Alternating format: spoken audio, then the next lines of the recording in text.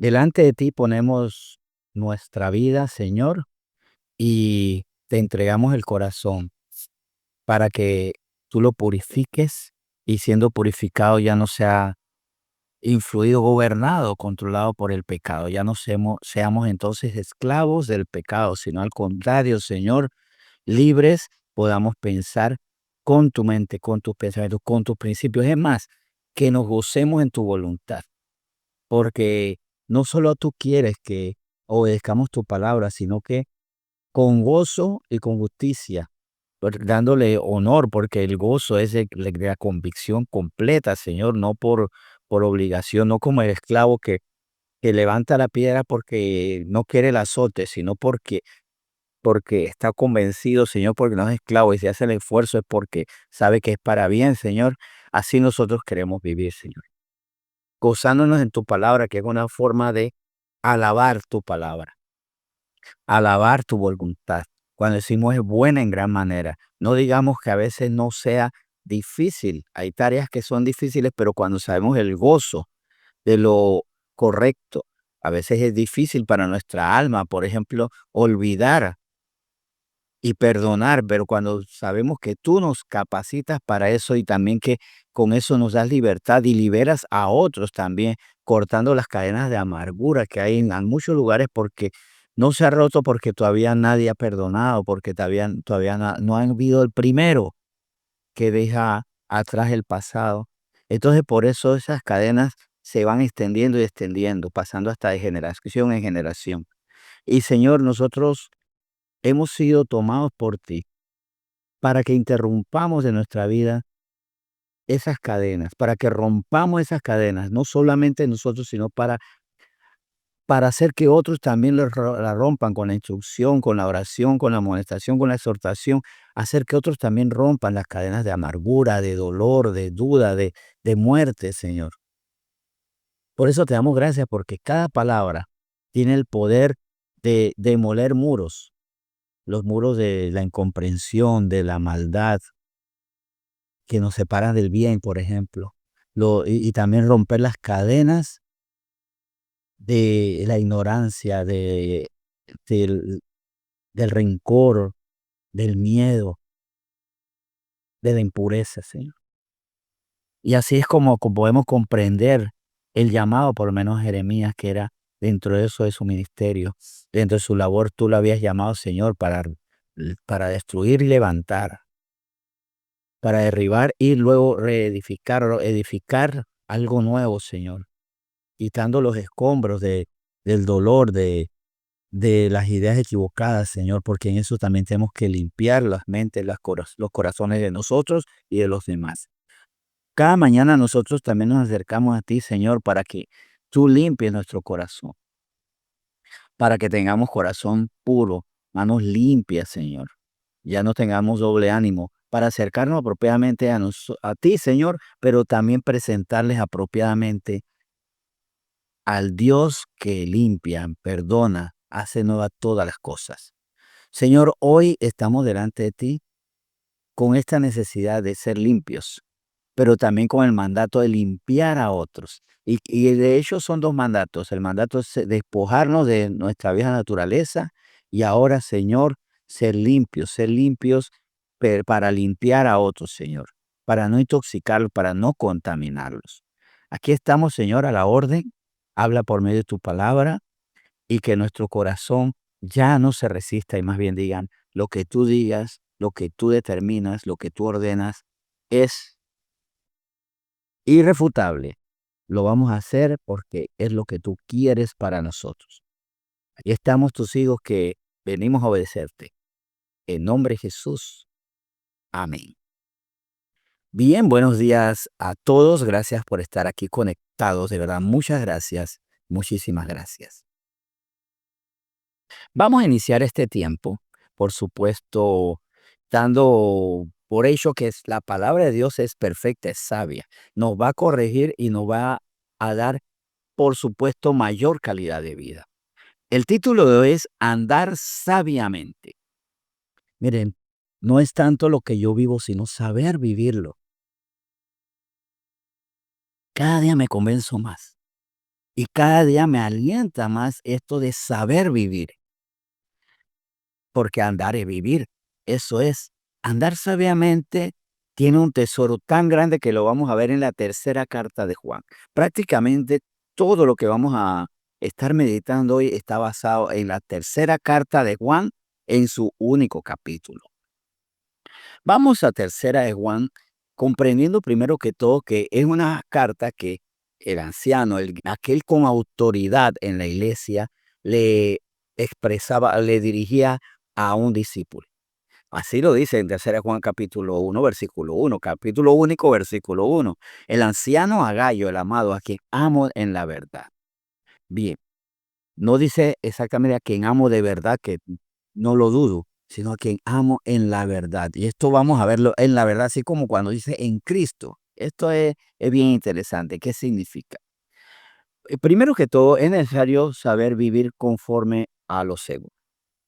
¿Qué es saber vivir conforme a lo que es seguro, a lo que es irrefutable, lo que no se va a derrumbar porque es una mentira y que es efectivo? Eso es saber vivir. Vivir conforme a seguir instrucciones seguras, que no se pueden rebatir, o sea, irrefutables y efectivas, que donde yo haga eso va a tener efecto. Y vivir es andar, ¿sí? ¿Y por qué digo vivir es andar? Porque aquí, aunque he insistido sobre la importancia de saber vivir, Juan expresa esto en el andar en. Vamos a verlo aquí. Vivir es andar y sobre eso nos dice la tercera carta de Juan, desde el versículo 2 al 4. Quiero que leamos estos versículos y sobre todo hagámoslo con el anhelo de no solamente conocer qué fue lo que el anciano escribió a Gallo, a su discípulo, a la persona que estimaba mucho, sino tomarlo para nosotros. Es más, vamos a verlo como Dios escribiéndonos a nosotros. Dice, tercera de Juan, del versículo 2 al 4, el único capítulo que hay aquí, ¿verdad? Amado, yo deseo que tú seas prosperado en todas las cosas y que tengas salud así como prospera tu alma. Pues mucho me regocijé cuando vinieron dos hermanos y dieron testimonio de tu verdad, de cómo andas en la verdad. No tengo yo mayor gozo que este, el oír que mis hijos andan en la verdad. Ciertamente, el andar en la verdad produce gozo en quien sabe el efecto, el resultado de la verdad. Jesucristo dijo, la verdad os hará libres. Ahora, ¿de qué nos hace libres? Obviamente de la mentira. Si andamos en la verdad, ya no somos esclavos de la mentira, pero vamos a ver todas las ramificaciones de la mentira y cómo pueden afectar en cualquier área. Es más, puede ser que nuestra vida esté bastante bien, excepto en aquellas donde todavía hay mentiras que nos gobiernan a nosotros, que gobiernan a los que están a nuestro alrededor o que gobiernan incluso a todo el mundo. Hay mentiras que hacen daño y la verdad nos hace libre esa mentira. Ahora, no podemos hacer que inmediatamente, solamente Dios, de hecho, ni inmediatamente ni después podemos cambiar al mundo, pero Dios sí. De hecho, Dios va a limpiar al mundo de toda mentira cuando Jesucristo venga y purifique toda la tierra y entremos en la eternidad, por supuesto. Pero como a nosotros nos compete, no tenemos el poder para cambiar de la mente del que está en mentira. Esa mentira, podemos decirle la verdad, pero como esa labor tiene el poder, la capacidad de Dios, empecemos por nosotros mismos. Sigamos clamando por los que están en mentira, por supuesto. Claro que tenemos que clamar por ellos, pero mientras tanto comencemos por nosotros. Mire, andar sabiamente es andar viviendo conforme a la verdad. Algo que debe entrar en nuestra cabeza para que se cumpla el propósito que acabamos de leer en el versículo 2. Yo deseo que tú seas prosperado en todas las cosas y que tengas salud así como prospera tu alma. Recuerde que la prosperidad es riqueza y nuestra alma se llena de pensamientos, sentimientos que nos llevan a tener acciones. ¿Cuál es la riqueza del alma? Yo no puedo poner monedas ni cheques en mi alma. No, lo puedo poner en mi bolsillo o en mi cuenta bancaria. Pero en nuestra alma, ¿qué se atesora? O mentira o verdad. Eso así, la mentira o la verdad. Pero como vemos que la prosperidad del alma, que produce prosperidad en todas las cosas y salud, viene de andar en la verdad, entonces comprendemos por eso que si yo ando en la verdad, mi familia va a prosperar en cuanto a que va a saber vivir. Le voy a enseñar a vivir, voy a ir llenando en la cuenta, si vale la alusión a la cuenta bancaria, en la cuenta, en las arcas de su alma, pensamientos verdaderos, pensamientos acertados, pensamientos puros y pensamientos sobre todo respaldados por Dios. Porque quien ordena, respalda, sí, le obedecemos. Así que en ese sentido, la sabiduría de Dios produce en el creyente pensamientos y esto es importante, que son riqueza. ¿Por qué?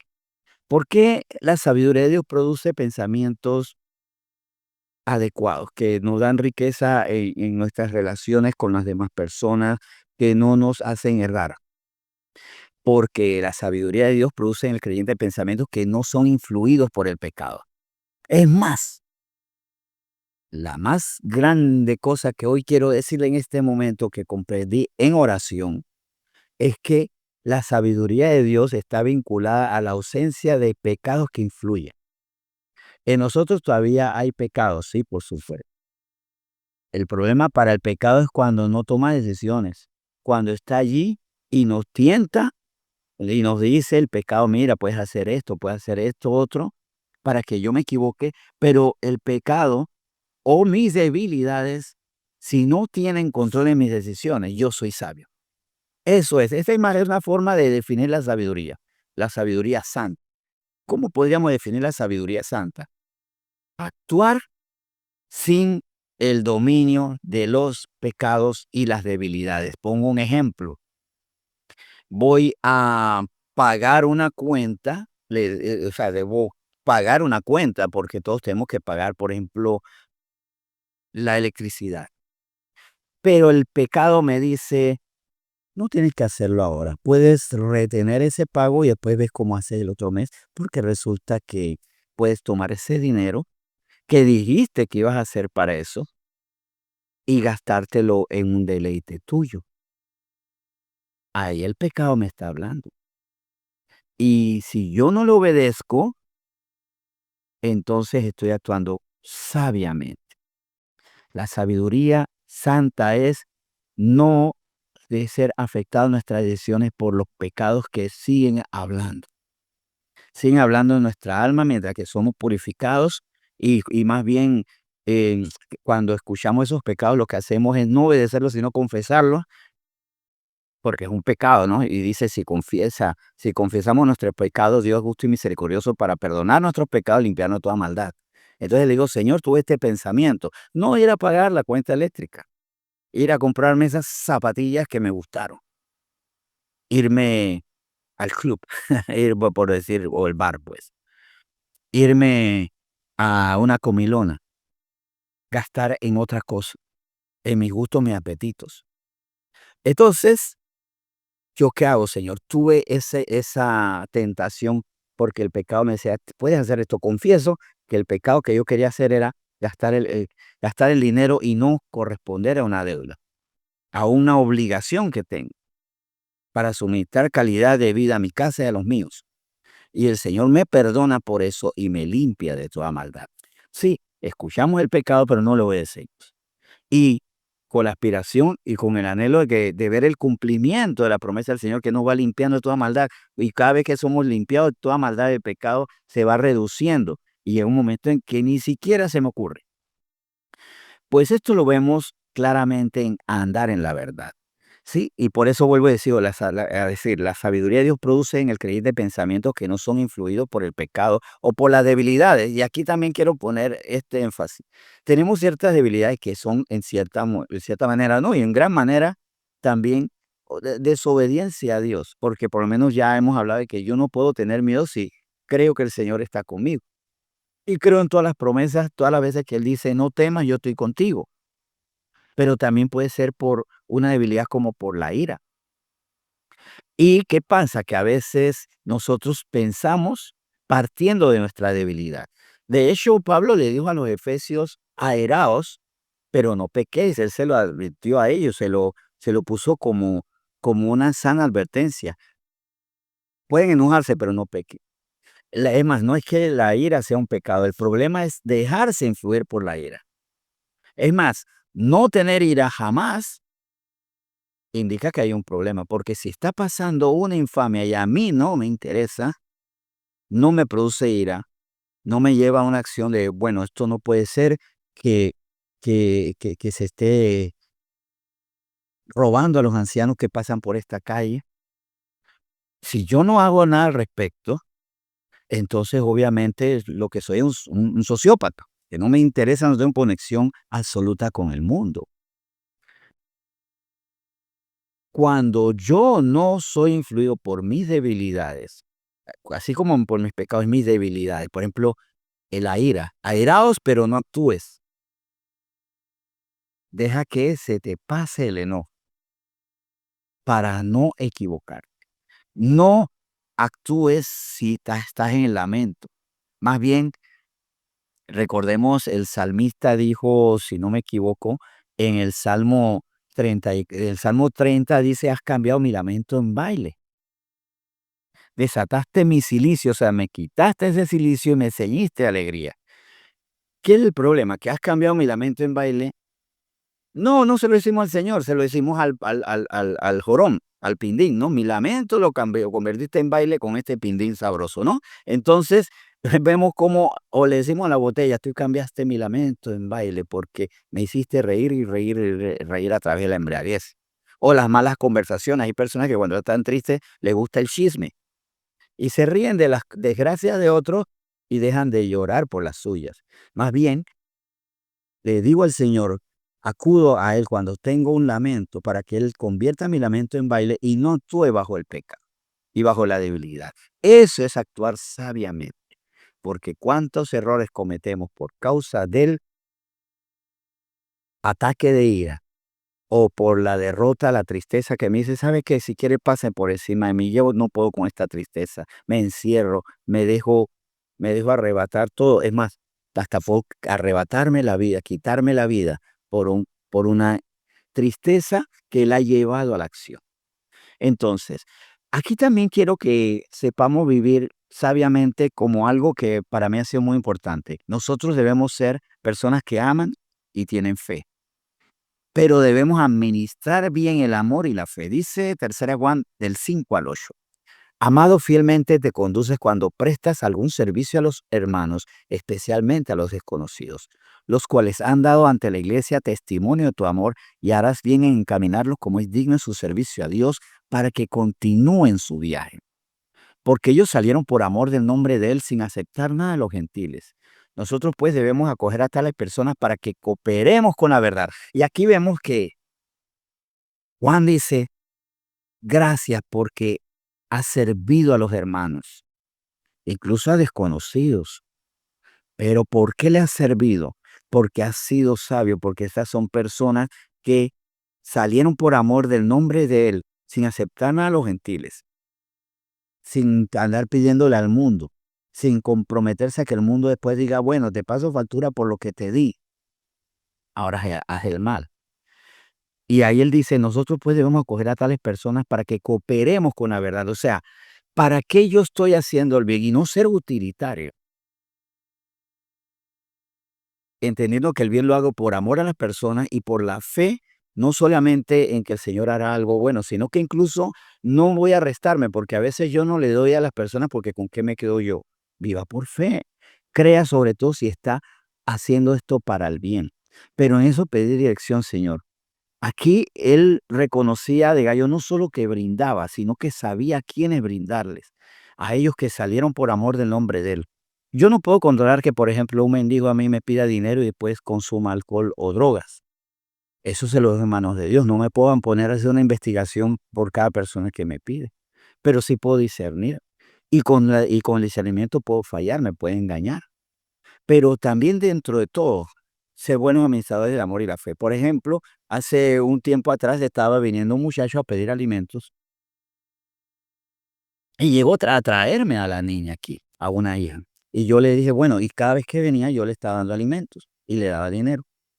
Pero le dije, mira, no es justo que tú vivas así Pero también, hablando de gustos, no hay gusto desamparado. Algo tiene que estar pasando, algo tiene que estar ocurriendo. Así que vamos a hacer algo. Vamos, cada vez que vengas te voy a dar alimento, pero vamos a estudiar las escrituras para que entres en la condición de los justos y tu hija no esté desamparada, porque dice bien el salmista que no hay justo desamparado ni descendencia que mendigue pan. Y no lo he vuelto a ver. No lo he vuelto a ver. Ya varios meses no se ha vuelto a aparecer. Algo había en él. A veces yo sospechaba que había cierta actuación, que había cierta mentira, pero tuve que discernir. Yo no podía solamente darle el alimento y ya, porque estaba avalando una forma deshonesta de resolver sus cosas. Yo he orado por él nuevamente para que regrese, pero tuve que discernir. A esta persona le falta la verdad. Y obviamente mientras que no ande en la verdad, no va a querer, no va a quererla. Así que esto también debemos hacer el bien como buenos administradores del amor y la fe. Yo no le puedo estar dando mi amor a quien lo quiere manipular, a quien realmente lo que quiere es otra cosa. Y tengo que hacerlo con fe en la instrucción del Señor también, en la provisión del Señor, pero también en la instrucción, que si Él me dice algo, es así. Ahora, no cometamos los errores de los malos, porque aquí también Juan, también no solo le exhorta a andar en la verdad, a seguir ayudando a las personas con amor y con sabiduría, sobre todo a esas personas que utilizan recursos para cooperar con la verdad. Si no, vamos a ver los versículos 9 y 10. Yo he escrito a la iglesia, pero Diótrefes, al cual le gusta tener el primer lugar entre ellos, no nos recibe. Por esta causa, si yo fuere, recordaré las obras que hace parloteando con palabras malignas contra nosotros. Y no contento con estas cosas, no recibe a los hermanos, y a los que quiere recibirlos se los prohíbe y los expulsa de la iglesia. También nos dice esto, anda sabiamente, pero y a la vez no te equivoques. Y hace la mención de Diótrefes que al contrario, hacía todo lo contrario. No recibía a los que hacían el bien, no recibía a los hermanos, los quería expulsar de la iglesia, los quería juzgar, o se utilizaba la iglesia como su tribuna personal. Cuidado con aquellos que usan la iglesia como una tribuna y echan en nombre de quién, de ellos mismos y no de Cristo. Cuidado con esas actitudes para que entonces, no cometiendo los errores, miren lo que dicen los versículos 11 y 12. Amado, no imites lo malo, sino lo bueno. El que hace lo bueno es de Dios, pero el que hace lo malo no ha visto a Dios. Todos dan testimonio de Demetrio y aún la verdad misma, y también nosotros damos testimonio, y vosotros sabéis que nuestro testimonio es verdadero. Al final de cuentas, ¿qué es lo más sabio? No imitar lo malo. Y recuerdan lo que había dicho al principio, que ser sabio es actuar sin el dominio de pecado alguno, cuando ni la codicia, ni la avaricia, ni la impureza sexual, ni la violencia, ni la mentira, ni el robo, nada de eso a mí me domina, sino la palabra de Dios. Yo soy sabio, santamente sabio. Y ahí yo no imito lo malo, sino lo bueno. Eso es andar sabiamente. Y el que vive sabiamente encuentra el respaldo de Dios, que quiere que seamos prosperados en todas las cosas y nos quiere dar salud. Vamos a orar. Señor, muchas gracias por esta instrucción. De verdad, cuando conocemos que tu palabra es certera, es efectiva, nos libra del pecado y que sobre todo, siguiendo tu palabra, creyéndola, amándola, ya no vamos a actuar conforme a la ira que tengo, al miedo que tengo, a la tristeza que me lleva a la derrota.